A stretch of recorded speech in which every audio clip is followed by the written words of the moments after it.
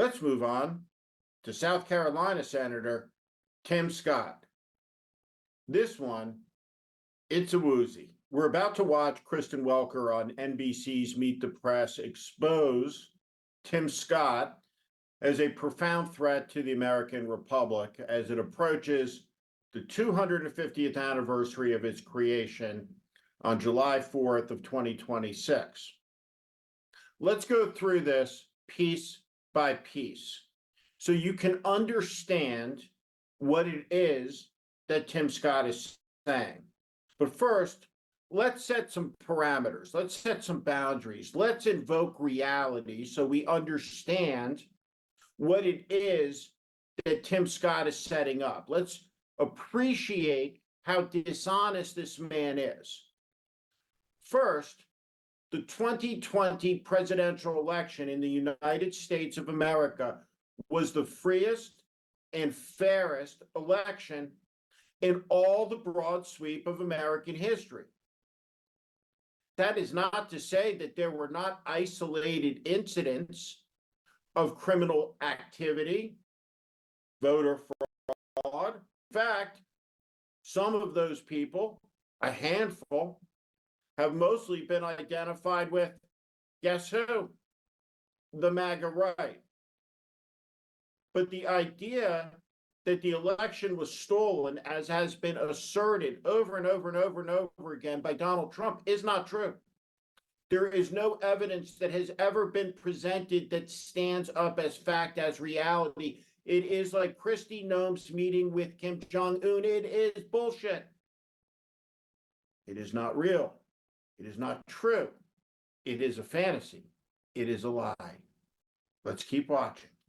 You voted to certify the election results of 2020. It's the exact opposite of what you said and did after 2020. Why would you want to be on a ticket with someone where there's such a fundamental difference? There is clear facts here. President Trump himself said he expects this election to be fair, he expects it to be honest, and he expects to win. That's what the presidential candidate should expect, and I expect the exact same thing. And frankly, the American people agree with him. This is an issue that is not an issue, so I'm not going to make it an issue. Well, Senator, will you commit to accepting the election results of 2024? Bottom line. At the end of the day, the 47th president of the United States will be President Donald Trump. Wrong answer, Tim Scott. I'm one of the few people in American history who has had the privilege of placing a concession phone call from a defeated presidential candidate to the winner of the presidential election.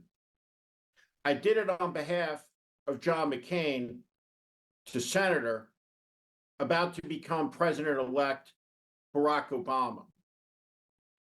It is a solemn moment, and it is one that every presidential candidate must be committed to at the foundation of any campaign, because that campaign could potentially end with their taking the 35-word oath shared by Washington and Lincoln and Kennedy that promises to preserve, protect, and defend the Constitution of the United States, which assigns political power through an election process which delegates authority for a time, circumscribing and limiting power while preserving individual rights,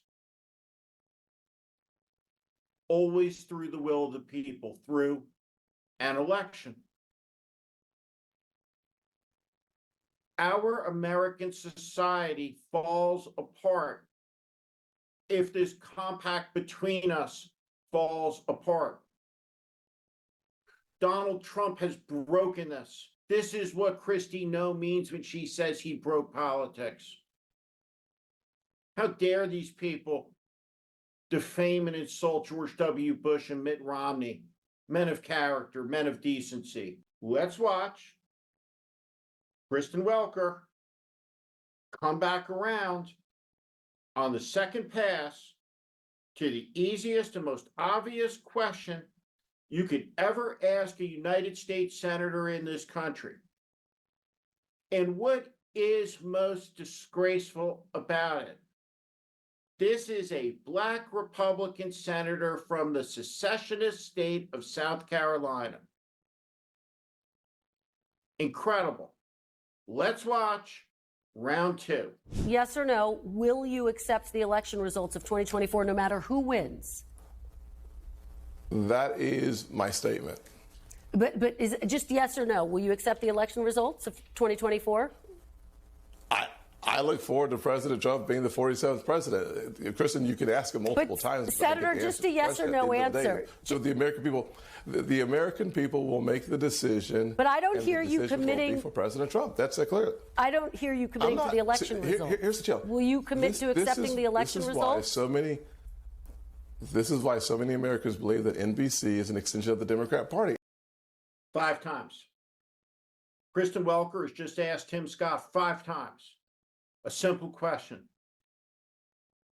If Donald Trump loses, will he accept the results of the election? Will you demand, Tim Scott, that he accept the results of the election? Tim Scott, what the hell is wrong with you? Why won't you answer this question that is foundational to the American way of life? We are at this moment in the interview 5 times in with Kristen Welker asking Tim Scott, a United States Senator from South Carolina, whether he will honor the choice of the sovereign in this land, which is the American people.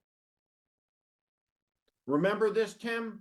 Government of the people, by the people, for the people. Let's watch him evade the question, getting towards the 10th time in the interview. At the end of the day, I've said what I've said, and I know that the American people, their voices will be heard, and I believe that President Trump will be our next president. It's that simple. But, Senator, as you know, the hallmark of our democracy is that both candidates agree to a peaceful transfer of power. So I'm asking you, as a potential VP nominee, will you accept to commit to the election results in this election cycle, no matter who wins? Just simply yes or no. I expect President Trump to win the next election. Listen, I'm not going to answer your hypothetical question when, in fact, I believe the American people are speaking today on the results of the election. And if it continues for the next 6 months. Full stop. Let me say this clearly. Bullshit, bullshit, bullshit. This is a yes or no question. It is not a hypothetical question. What it is a disqualifying question. This is a question that goes to the heart of our society. Look at this loathsome man, a United States Senator sitting on national television, who is so enamored by the prospect of achieving political power, of being picked by Donald Trump, that he will desecrate his oath on live television. He will say anything. He will do anything. He is unworthy of high office at a galactic level. He fails the test. He's not a man of character. He's not a man of credibility. He's not a man of virtue. He's not an honorable man. He's not an honest man.